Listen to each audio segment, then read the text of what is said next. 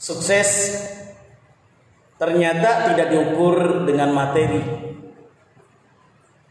tidak diukur dengan gaji yang besar, menikmati kekayaan dunia. Tapi dalam Islam, seberapa happiness, bahagia kita mendapatkan nikmat dari Allah, mendapatkan cobaan dari Allah, seberapa besar kita semakin bersyukur atas nikmat yang telah Allah berikan kepada kita.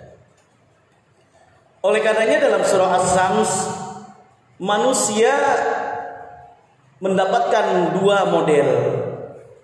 Ada yang mereka dikategorikan sukses, ada mereka yang dikategorikan gagal. Mereka yang sukses adalah mereka yang mampu menyucikan jiwanya, mampu merasa bersyukur, qanaah atas nikmat yang telah Allah berikan, mampu merasa nikmat, enjoy, hada min fadli rabbi, kekayaan, kenikmatan, kesuksesan, happiness yang kita upayakan semuanya minallah, dari Allah Subhanahu wa taala. Maka harusnya kita bersyukur kepada Allah Subhanahu wa taala. Qad aflaha man zakkaha wa qad khaba man dassaha. Sungguh telah memperoleh yang namanya sukses, happiness, bahagia. Siapa itu dia orangnya? Man zakkaha, orang yang menyucikan jiwanya. Apapun keputusan dari Allah, semuanya kita harus menyikapinya dengan baik, dengan bijak. Apa sebabnya? Boleh jadi menurut manusia tidak baik, tapi menurut Allah itu baik. Boleh jadi menurut kita buruk, tapi menurut Allah baik. Sebagaimana Allah telah tegaskan dalam surah Al-Baqarah ayat 216, wallahu ya'lamu wa antum la ta'lamun. Allah yang maha mengetahui, Allah yang maha memiliki kehendak. Boleh jadi dengan adanya COVID-19 ini kita diingatkan untuk sayang terhadap keluarga kita, yang boleh jadi jarang berkomunikasi dengan anak, jarang berkomunikasi dengan istrinya, jarang berkomunikasi dengan tetangganya. Maka diingatkan kita untuk service maintenance, untuk senantiasa komunikasi yang baik. Saat memiliki rezeki, jangan lupa untuk berbagi. Karena orang yang sukses menyucikan jiwanya, maka dia tidak sayang-sayang dengan rezekinya, hartanya, jabatannya, kenikmatan yang dimiliki cuma sesaat. Bukankah para sahabat sangat luar biasa, tidak sayang-sayang dengan hartanya, karena yakin dengan bersedekah hartanya menjadi sukses, hartanya menjadi berkah. Sahabat Abdurrahman bin Auf bersedekah menjadi kaya raya, bukan miskin, sesuai dengan hadis Nabi sallallahu alaihi wasallam, ma naqasat sadaqah min malin. Harta yang kita miliki bentuk syukur nikmat atas yang Allah telah berikan kepada kita, maka syukurnya tidak hanya mengucapkan dalam hati kita ini dari Allah, hada min fadli, tidak hanya mengucapkan bersyukur alhamdulillah saja, tapi kita berikan dari harta kita, bantu COVID-19, bantu pembangunan masjid, bantu mereka yang sangat membutuhkan. Apalagi dalam bulan Muharram ada anjuran Nabi sallallahu alaihi wasallam, santuni anak yatim. Nabi menjelaskan dalam hadis yang diriwayatkan oleh Imam Bukhari, Nabi senang benar kepada orang yang senantiasa menyantuni anak yatim, bahkan menjadi kafil penanggung jawab, menjadi orang tua asuh bagi anak yatim, ganjarannya lah di surga. Ana wa kafilul yatim bil jannah hakada wa syara bis sababati wal wusta.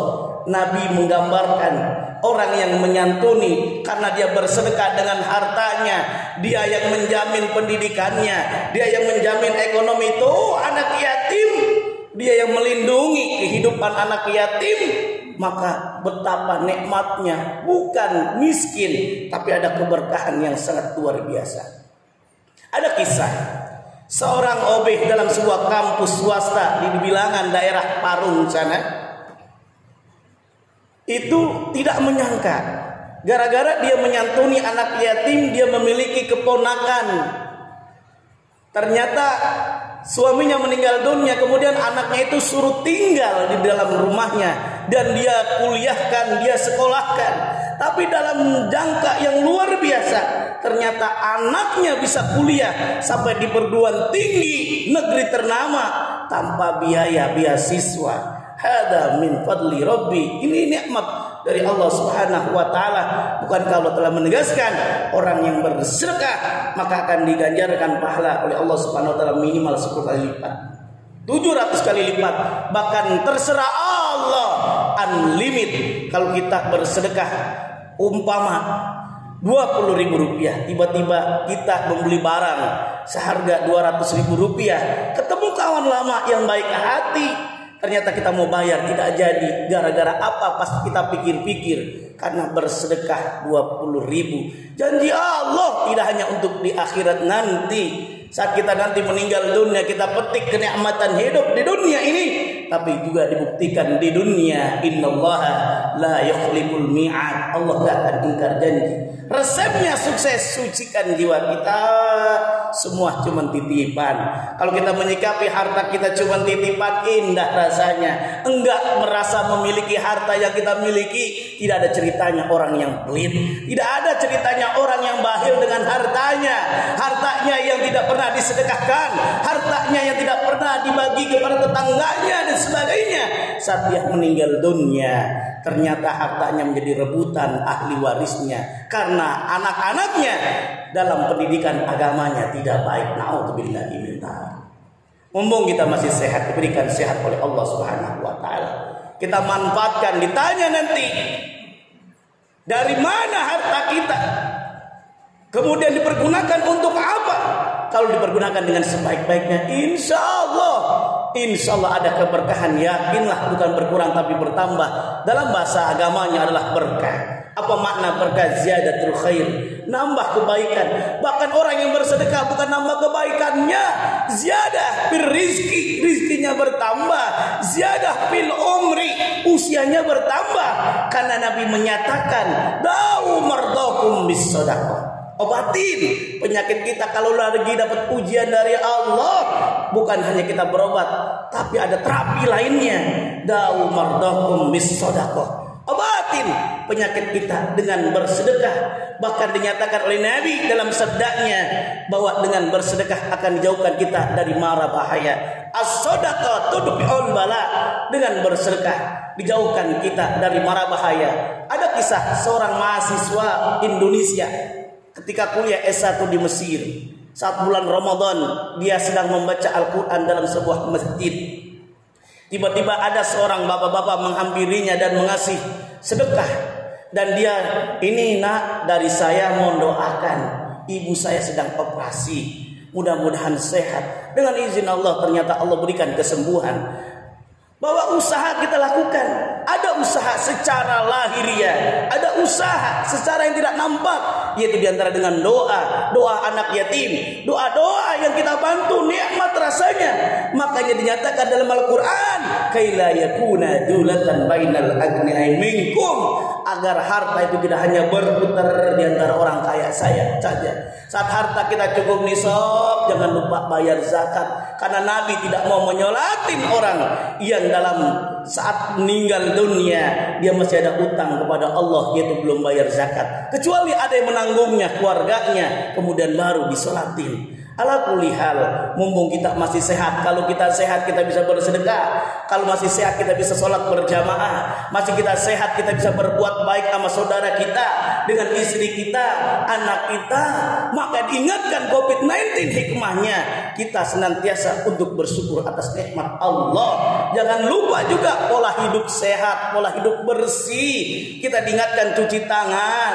Bukankah dalam ajaran Islam dengan berwudu cuci tangan, kemudian untuk kumur-kumur, kemudian insyikok untuk menghirup, harapannya diteliti menjadi sehat luar biasa. Maka ala kulli hal, dengan adanya COVID-19 janganlah kita menjadi kufur nikmat yang Allah telah berikan, tapi kita harapannya bersyukur. Apa janji Allah? Allah memberikan ujian, harapannya kita bersyukur. Wala nabluwannakum hatta na'lamal mujahidina minkum was-sabirin.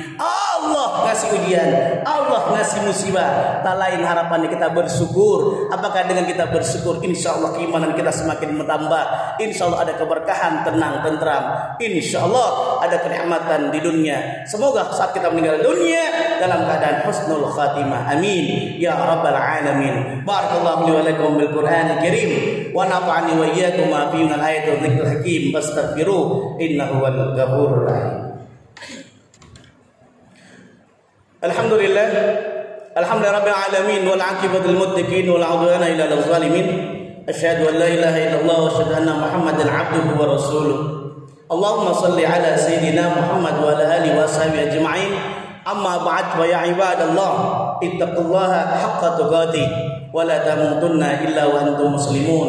Innallaha wa malaikatahu yusalluna 'alan nabi ya ayyuhalladzina amanu sallu 'alaihi wa sallimu taslima. Hadirin, sebelum kita berdoa maka diingatkan ternyata harta yang kita miliki cuma titipan. Jabatan yang kita miliki semua titipan. Anak termasuk keluarga kita cuma titipan. Kalau yang Maha memiliki mengambilnya, maka hendaknya kita yang diberikan titipan jangan marah, jangan berburuk sangka kepada Allah Subhanahu wa taala. Karena lillah, inna lillahi wa inna ilaihi rajiun.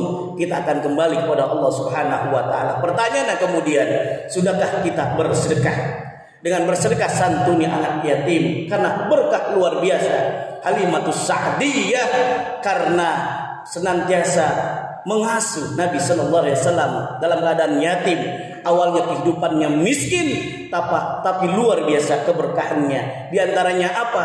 Onta-ontanya yang awalnya kurus-kurus menjadi gemuk dan sangat luar biasa, ekonominya meningkat. Bukankah ada tradisi di masyarakat kita juga, ketika orang diuji oleh Allah bertahun-tahun, berpuluh-puluh tahun tidak memiliki anak, ternyata suruh adopsi anak. Tetapi ada keberkahan ketika adopsi baru 5 bulan, baru 1 bulan, ternyata Allah berikan keberkahan anaknya. Ternyata lahir di antaranya dari istrinya yang sangat luar biasa, Allah berikan keberkahan.